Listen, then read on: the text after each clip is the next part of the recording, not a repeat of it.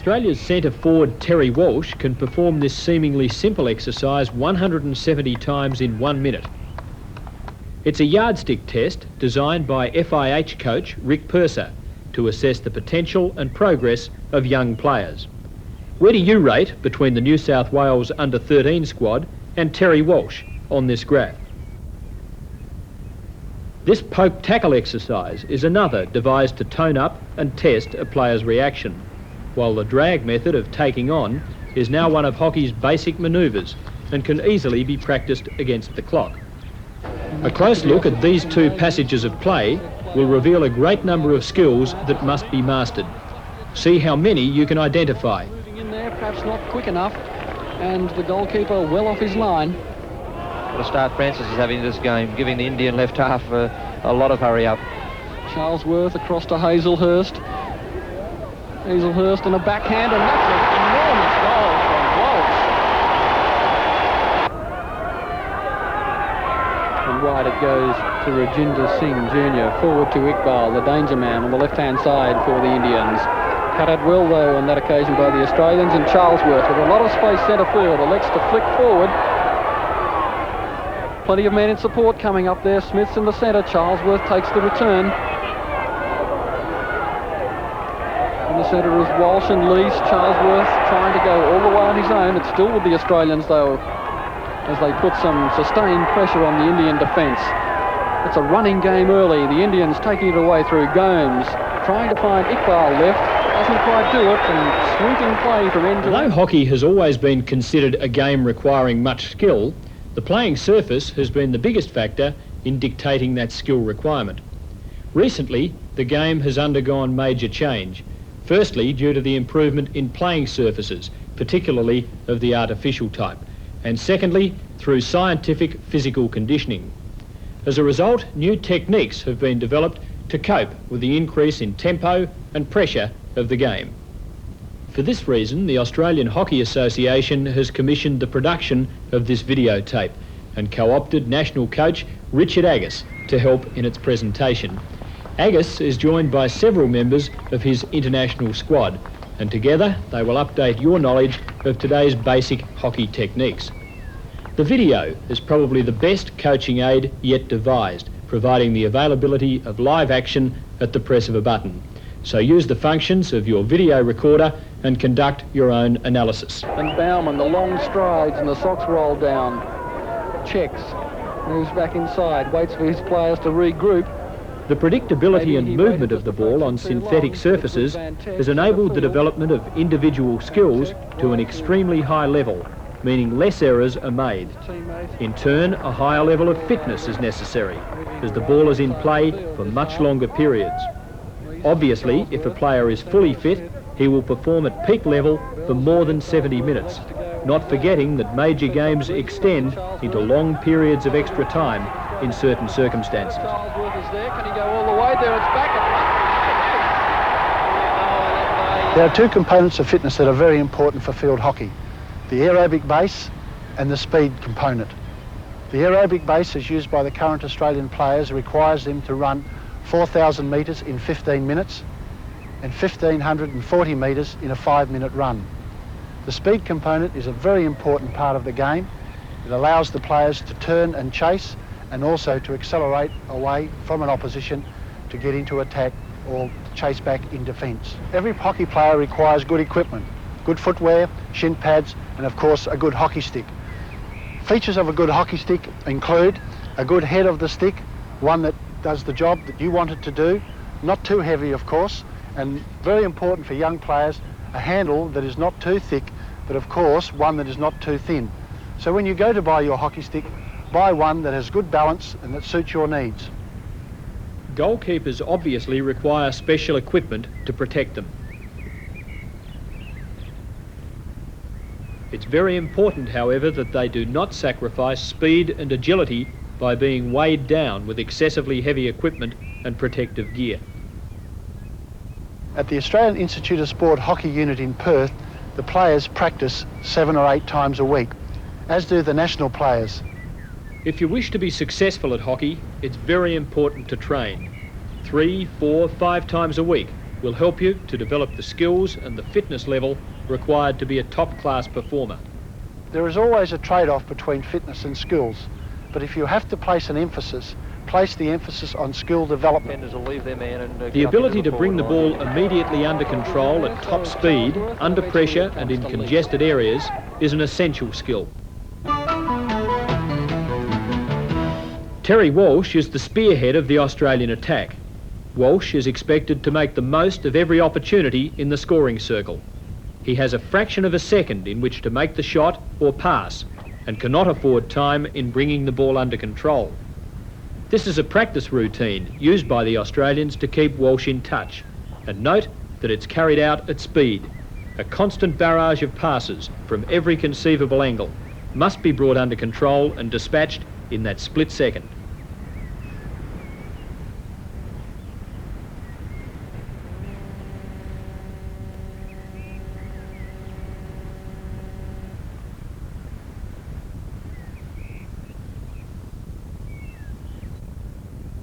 The Walsh receiving technique relies on a well-balanced crouch, eyes on the ball, but not to the exclusion of awareness. The peripheral vision is important in all phases of playing the hockey ball, none more so than when receiving. At any level of hockey, this exercise is invaluable.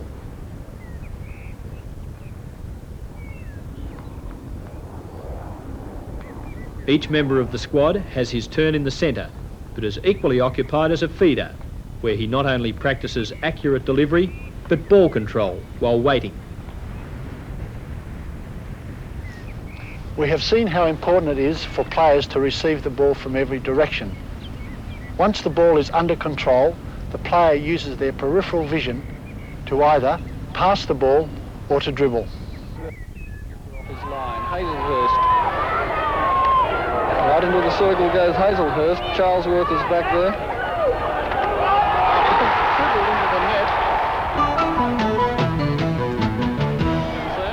The three basic methods of running with the ball are the traditional Indian-style dribble, the reverse stick dribble, and the open-faced dribble. The Indian style of dribbling is still the best method of retaining control in a close checking situation. Here, Peter Hazelhurst practices alternately on the forehand and backhand, using the drag for the evasive situation. Notice the crouched position, all important in a game played on the ground.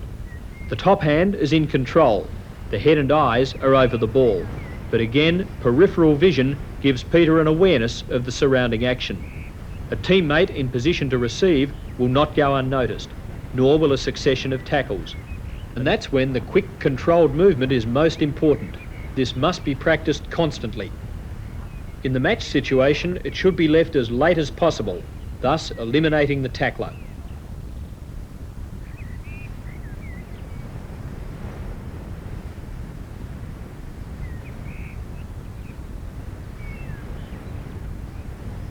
Obviously, the reverse side dribble is most useful when a player has the opposition on his right side. For that reason, Peter prefers to play the ball just in front of, but outside the line of the left foot. Swift acceleration is also possible, and this is vital as the reverse stick dribble is often used in a breakaway situation down the left. And when it comes to a confrontation, this is one way around it.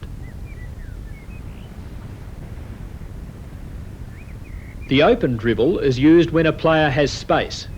Played just outside the right foot, the stick head never leaves the ball.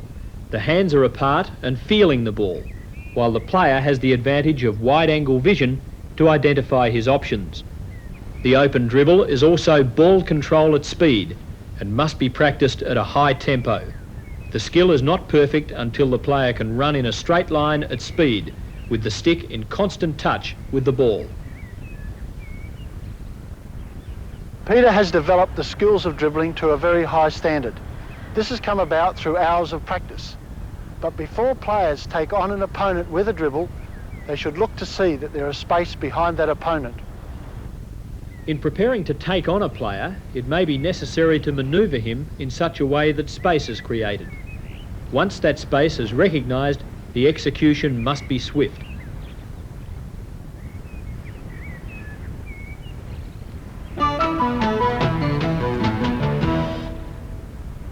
The drag is the most effective elimination skill on modern surfaces, a square movement that can evade the flat tackle to the left or to the right. Here, Rick Charlesworth and Peter Hazelhurst are practicing the drag to the right. Notice how they run the ball at the marker, dragging it square at the last moment.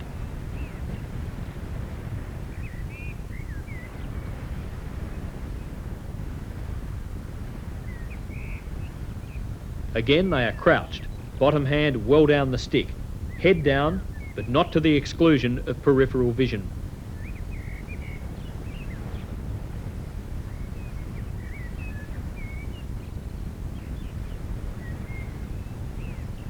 Players should practice the drag equally to left and right. Most, of course, will have their preference. In many cases, however, the direction will be determined by the availability of space.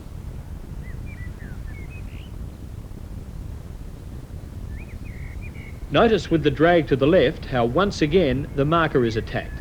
The face of the stick is opened to create uncertainty in the opponent's mind. And watch the quick transfer of weight as the sudden movement is executed.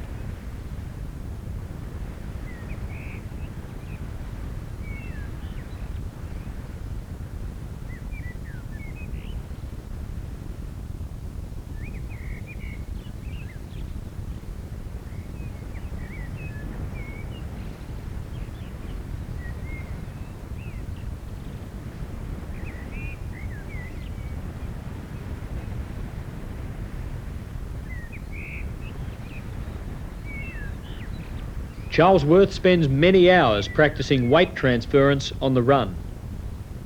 This is one way of tutoring young players in the drag exercise. A grid marked with powder on the playing surface provides a route for stick and ball. The manoeuvre is broken down into the three phases. Preparation, that is the approach to the opponent. Execution, which is the drag itself. And completion, which is back on line, filling the empty space behind the opponent. The young players should be coached in all of these three steps. The introduction of a tackler adds an extra dimension.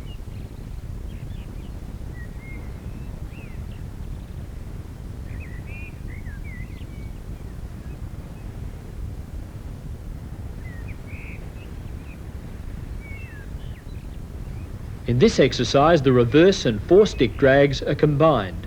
The players should keep their feet and bodies within the confines of the lateral markers, using arm extensions to execute the drag movement itself. As you can see, these young players are at various stages of early development, but repetitious training will bring about obvious improvement for most in a relatively short time.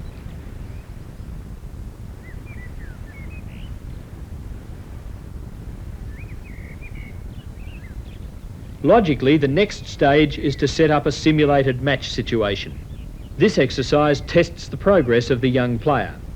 He must either take on the tackler, or if the foreground defender moves up to assist, lay off the ball to the player who's created the space.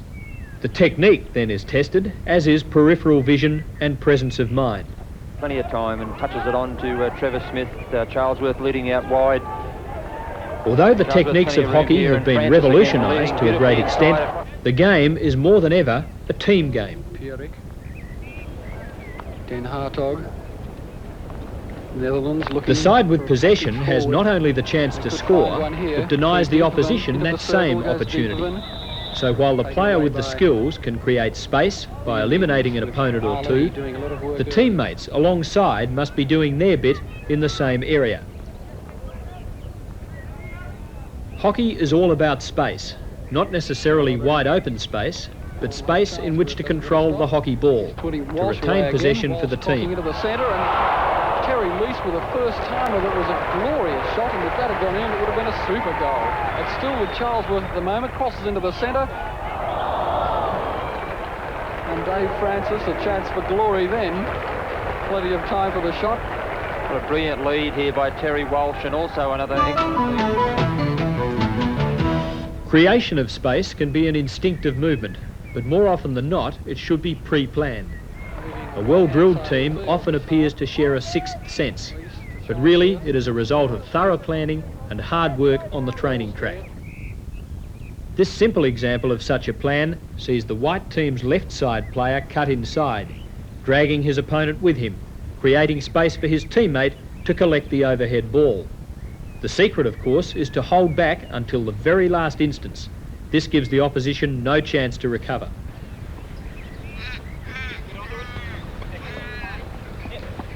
These moves to create space will break down if the player with the ball does not recognise that space has been created or lacks the ability to pass the ball with speed and accuracy.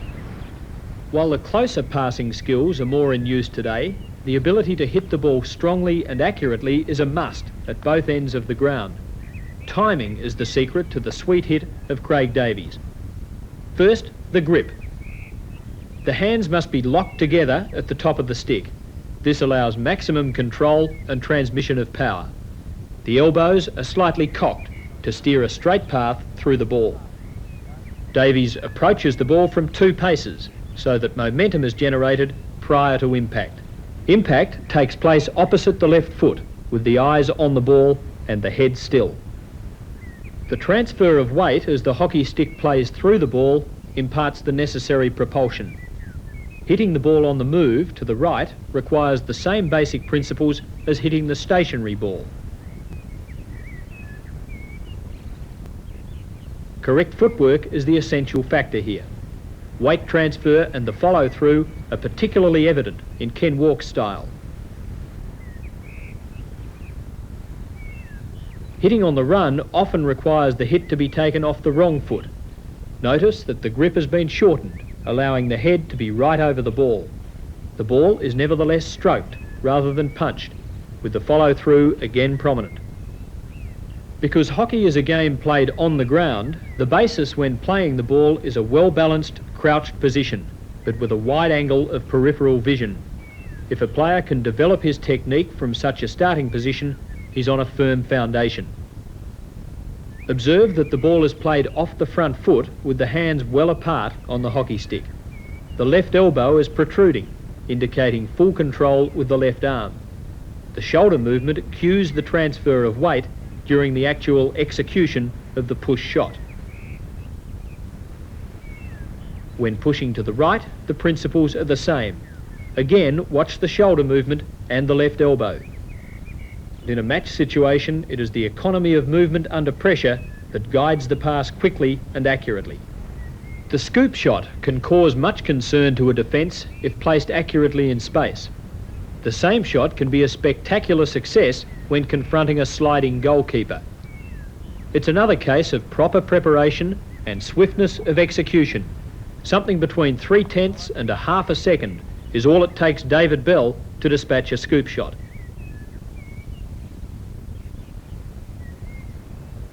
The head in this case is well over the ball, which is played from a little left of centre, with all the weight transferred to the right foot at the moment of execution. The left hand is in full control, with the lower right hand just steering the ball in the precise direction. The open stick push is another method of lobbing the ball into enemy territory, but this shot requires more time.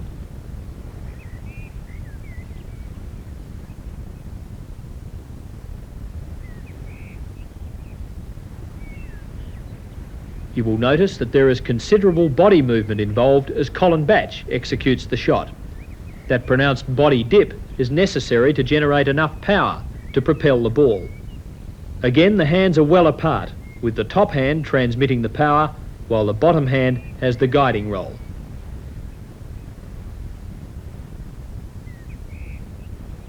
The secret to perfecting this hockey shot is in reducing the preparation time prior to execution.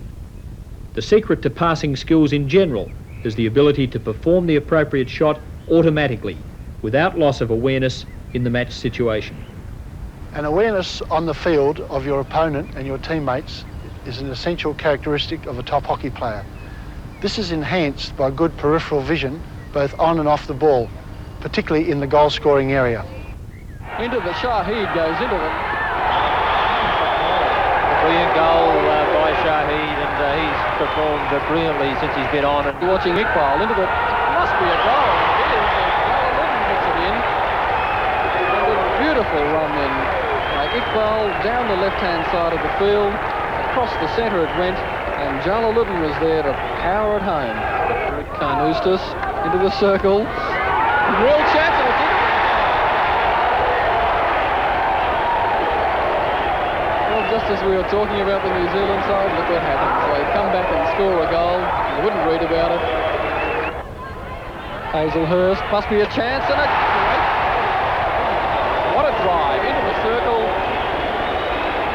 That levels the scores, and a super drive from Hazelhurst. So the Netherlands putting some early pressure on, and Baumann converts a beautiful opportunity there, right in the circle. Plenty of time to take the stick back and bud that one home, and a glorious goal for the Netherlands. Still there, and a bit of danger for the Netherlands if New Zealand, through Carnutis, can get it back. And there it is. The skimmer and also Darji were there. But that play created by Carnutis being right on the ball, right-hand side of the field, took it into the circle, and Davies has converted 4 so far in the tournament. Let's see if he can do this one. It's close, and is it in? Yes, Walsh scores. Great goal. Carried in by Walsh from the corner taken by Craig Davies, and first blood to the Australians, and what a valuable goal. What a valuable goal early on, as you said, Peter, and nice hit then by Davies. The goalkeeper got down to it, but Terry Walsh in the position. Charlesworth across to Hazelhurst. Hazelhurst and a backhand, and that's an enormous goal from Walsh. Terry Walsh then left wide open. I don't think he can believe it himself. He was sitting there. Right into the circle goes Hazelhurst. Charlesworth is back there. Tripled into the net. Unbelievably so, as far as the Indians are concerned. As the game come to life in the second half, and I think probably it needed Australia to be shaken up a little bit. Walsh was in the circle. He was just on the line, and a classic field goal from Terry Walsh. What a brilliant goal by Walsh, and he's having a first-class game. Terry, one of the features of your performances over the years has been your determination to score a goal. And I personally think that that's a very, very important part of goal scoring, the desire to score a goal. So many times we see forwards who have this reluctance to be in a position where they really want to have a shot at goal. Yes, I think a lot of players do not practice at training at game tempo. I believe that at training they're quite happy just to hit a few balls in the net at a tempo which is far below that which occurs in a game. I think at training is where it all counts. You have to train at the same pace as you do in a game. Even at training, I think it's important that players get used to the idea of rebounding off the goalkeeper's pads or off his stick or off the post and playing the ball from awkward positions. It just seems to me that far too many forwards want the ball to be in the perfect position for the perfect shot at goal, and the statistics will show that most goals are scored from a scrambled position inside 8 metres of the goal. Yes, that's right. Once again, it gets back to the training situation. You have to practice where the ball is falling at different positions around your body, so you have to be very, very good being able to play the ball on your flat stick side and your reverse stick side from behind, or when the ball's 2 or 3 metres in front of you, so you have to dive at it. So all of those are a different series of shots, and there are probably 12 or 13 different types of shots that one can practice at training. Being in the right place at the right time is often considered the knack of goal scoring. But really, to players like Terry Walsh, it's just pure logic. He must find space in which to receive the pass or rebound. This means being in the vicinity early without attracting too much attention. When receiving the ball from the right side, Terry is in that well-balanced crouch, hands apart in such a position that he can dispatch the ball goalward off either foot.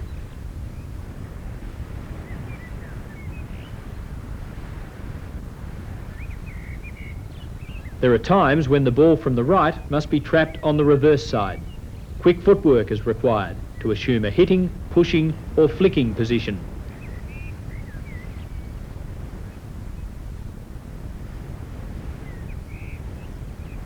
The advantage of the reverse stick trap in this case lies in the fact that the field of vision between players and the goal is widened considerably.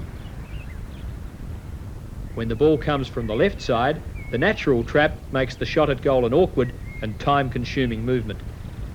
If the player lets the ball roll across his body, trapping it outside the right foot, he is then in a position to hit, push or flick at goal.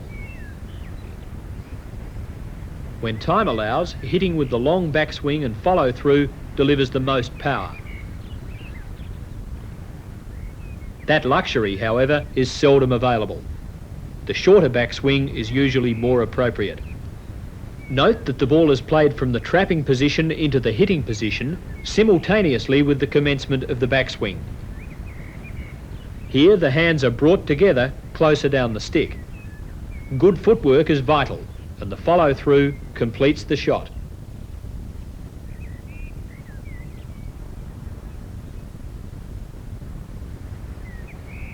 The push shot to goal is played with hands apart, ideally from a position slightly forward of the body.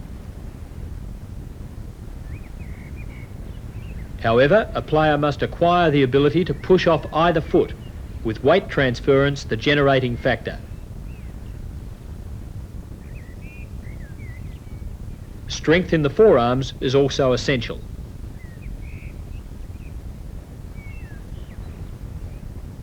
The flick shot at goal is another important string to the forward's bow.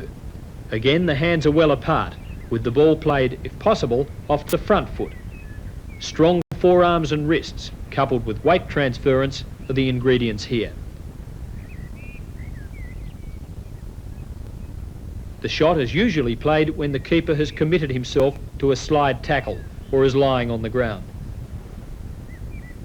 The lob can be used in similar circumstances, that is, when the goalkeeper is off his line or on the ground.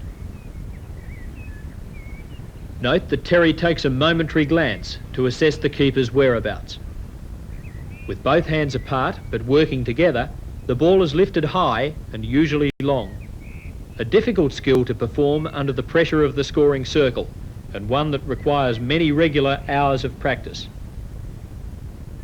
A variation on the push shot is the slap shot at goal. In fact, it's a hit at goal with the hands apart, when time does not allow for a full backswing. The slap shot generates a little more power on the ball than does the normal push. The backswing is by necessity extremely short.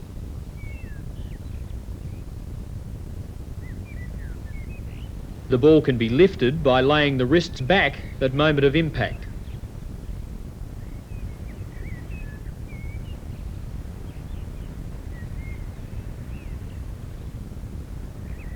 This chip shot is ideal for clearing a goalkeeper who decides to slide at the last moment.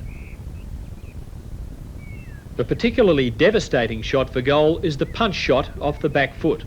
This can catch the goalkeeper unprepared, particularly from a rebound situation.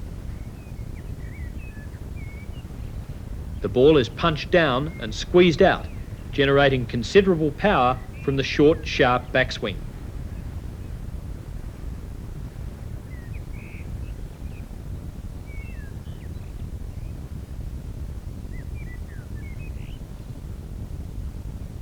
There are two different types of reverse stick flick.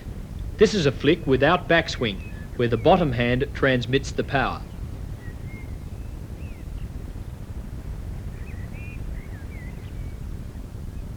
More power is generated by flicking with a backswing, but the margin for error is greater. The bottom hand is held even lower and must be very firm to prevent the stick twisting in the hand.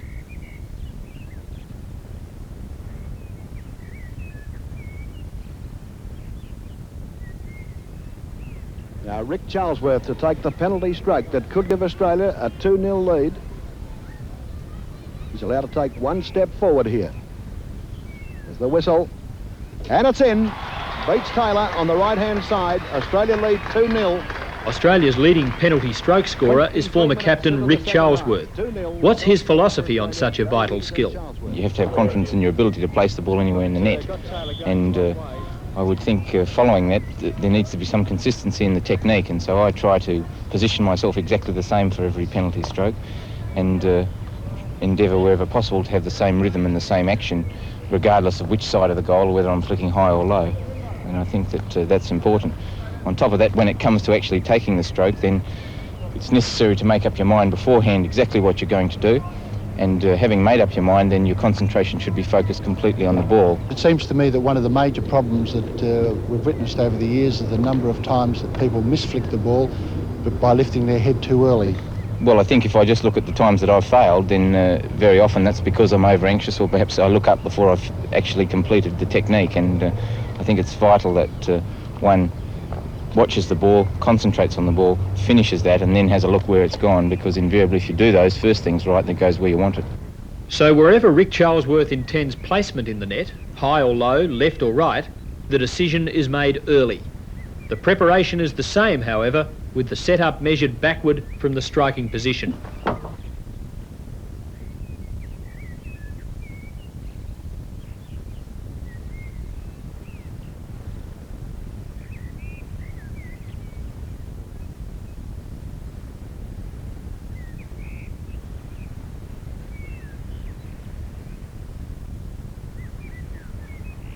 Note the position of the feet prior to commencement, and of course the hands are held well apart, the grip firm.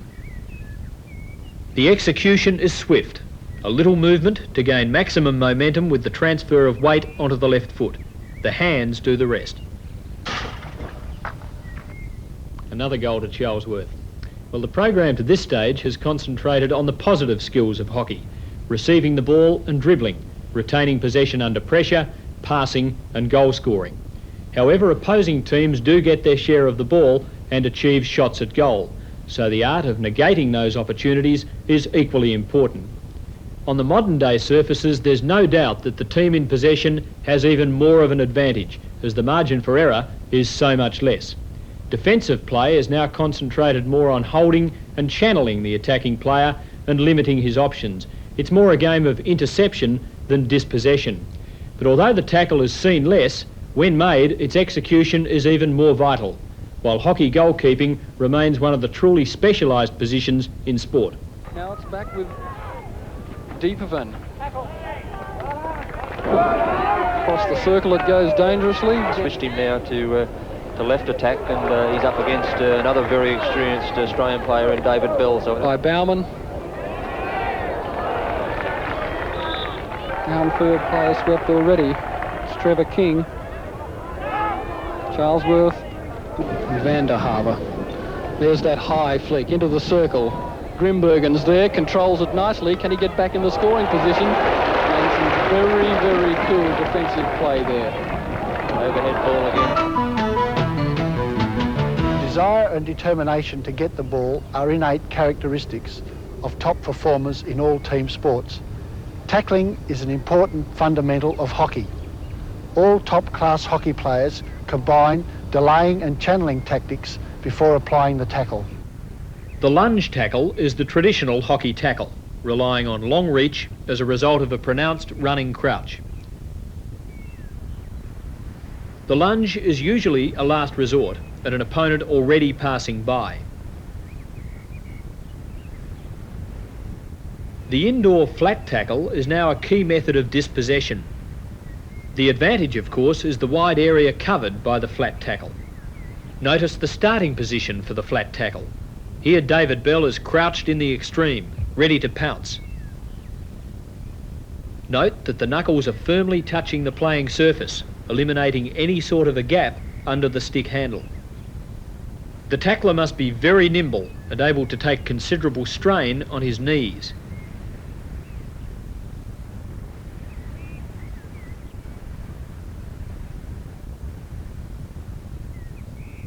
The reverse indoor tackle is particularly effective in that the right side channel can be completely blocked, thus. Again, the key is that left-hand knuckle touching the playing surface. The ball is brought swiftly under control to successfully complete the tackle.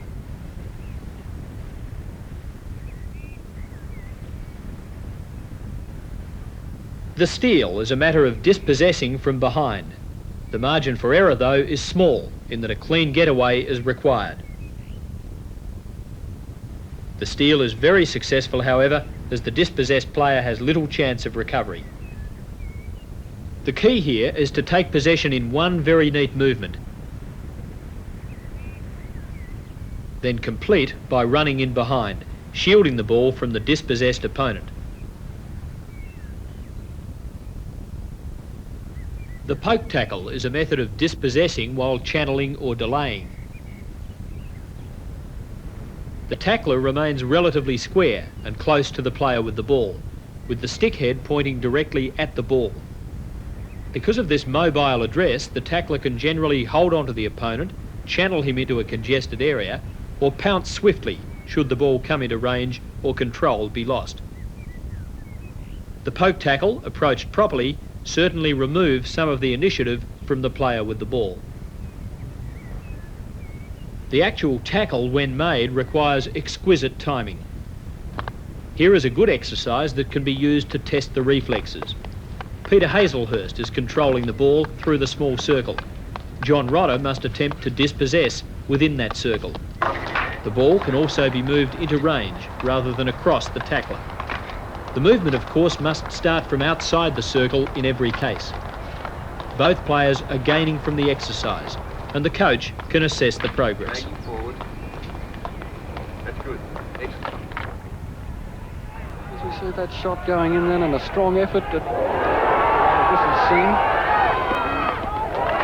Good chance for India. Well saved by the Udan goalkeeper, Maurice Marquet. Excellent shot in the air. Goalkeeper stopped it with his hand and kicked. Two Australian goalkeepers, Neil Snowden and Adrian Burse, are with me to discuss the finer points of goalkeeping.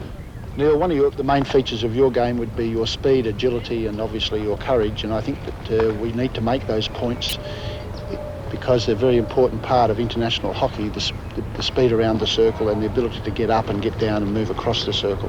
Yeah, I've found that especially since hockey's been played on artificial surfaces, that first of all you have to be fully protected with helmets and chest pads, elbow pads and so forth, because the ball's coming at you at a much greater rate, and it also gives you a lot more confidence. When you're talking about courage, you don't think about getting hurt at all when you're trying to stop the ball.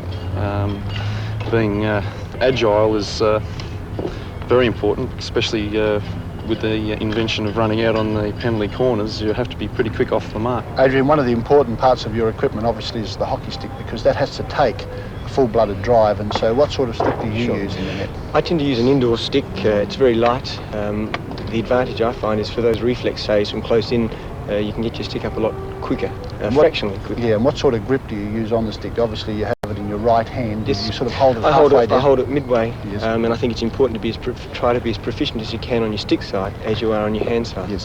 What about when you're running out to make a slide and the use of the stick in that situation? I tend to slide to one side, opening up my stick side to do the tackling with a loose grip, because if they do drag wide, you have to be able to extend your stick so you can cover more area. So obviously the hockey stick plays a very important role in making those sort of saves. In slide tackling, I think it's as important as your pads. Do you think that it's necessary for goalkeepers to be able to slide on both sides? Yes, I think so. Yeah. And what sort of practice would you do to improve that part of your game? Well, every 5 minutes, every training, I think it's worthwhile doing 10 slides on either side. You can do it by yourself in a corner somewhere, so then you can get a forward to run in at you, veering off to one side. Neil, in terms of clearing skills, what about with the use of the pads? With the pads, you've got two main choices. That's you're either keeping the ball low or you're kicking the ball over the top. If you're keeping the ball low, you've got to try and angle the pads so that the ball is going down into the turf and along the ground. If you're kicking it up high, you've got a lot higher leg lift with getting the ball over the congested area. So if you're clearing the ball high and wide, you want to have a long follow through with your kicking action. Yes. And if you're going to clear it through a congested area, it's a short stabbing. It's a short stabbing action, yes.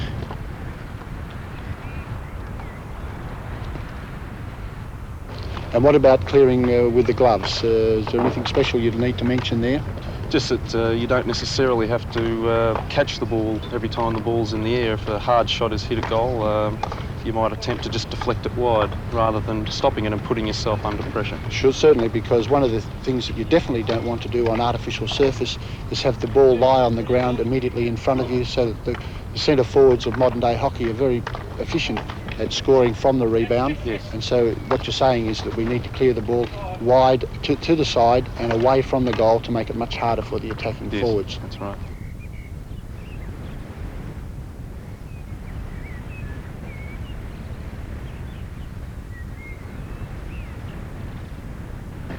Focusing is a skill and it has to be practiced. The first thing that you've got to do when you focus is keep your head very still. It's very hard to focus your head when you're moving around.